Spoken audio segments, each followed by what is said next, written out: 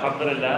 বিষয়টা আমি আরো একটু স্পষ্ট করে বলি যে এখানে যে মসজিদের ব্যাপারে বিষয়টা এসেছে সেটা আমাদের সকলের পরিচিত, সিলেটের আত-তাকওয়া মসজিদ অ্যান্ড ইসলামিক সেন্টার।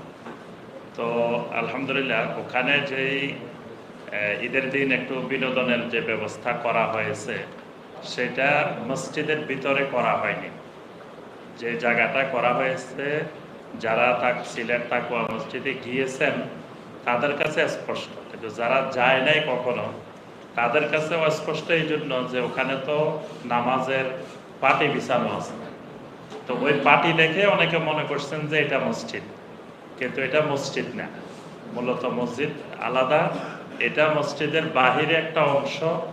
এখানে যদি মুসল্লি বেশি হয়, ঈদের দিন হয়তো মুসল্লি বেশি, তখন এখানে সলাৎ হয়।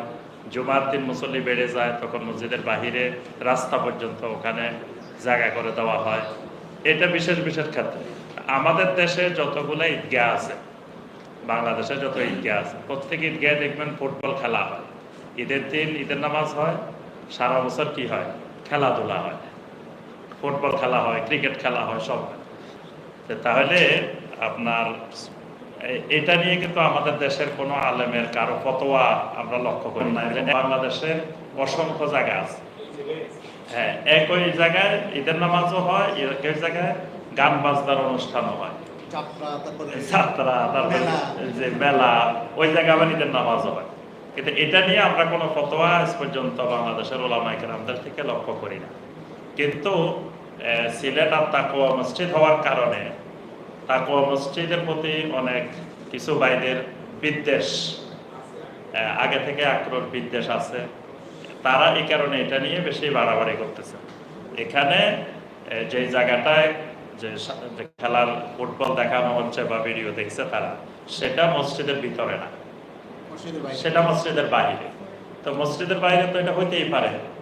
আর তারা যে খেলাধুলার ব্যবস্থাটা করছে বাচ্চাদের জন্য, চিত্রাঙ্কন বিভিন্ন কিছু করছে, সেটা মসজিদের ভিতরে করছে, যেগুলা স্বাভাবিক বিষয়। আর যেগুলো একটু ফুটবল বা সামান্য একটু দৌড়াদৌড়ি, শারীরিক কসরত খেলাধুলা, যেগুলো বৈধ খেলাধুলা, সেগুলো মসজিদের বাহিরে করেছে।